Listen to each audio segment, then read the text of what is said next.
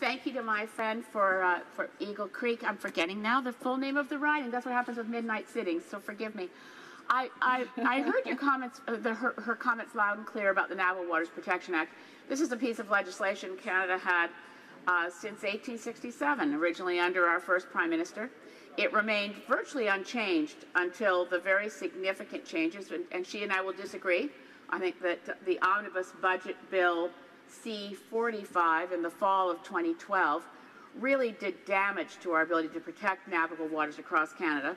And this version in C-69 represents real improvement. The tragedy is that even though the Minister of Transportation has, I think, done a really good job in repairing that damage, because the impact assessment law doesn't create a requirement for review for permits being given by the Minister of Transportation, the whole system remains rather shattered, as it was by the budget bill in C-38. I just want to ask the honourable member if she's looked at the definition and doesn't recognize that this new definition in C-69 does in fact take into account that waterways that can be used only part of the year and are not actually used for human navigation won't trigger any governmental involvement in navigable waters. The honourable member for Carleton Trail, Eagle Creek. Well, thank you very much, Mr. Speaker, and I do want to thank my honourable colleague for her question.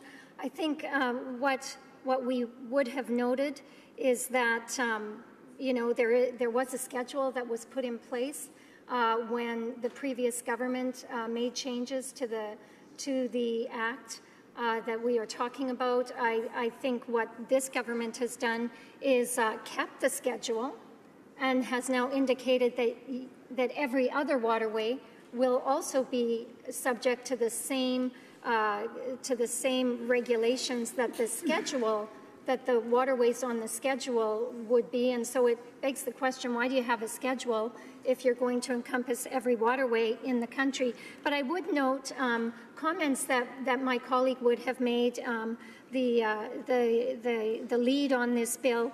The proposed Impact Assessment Act adds a new planning phase that extends consultations and provides the minister with the power to kill a project before it has been evaluated based on science, and it gives the minister discretion to add whatever waterways to the schedule, even though it seems a little redundant, that he chooses to.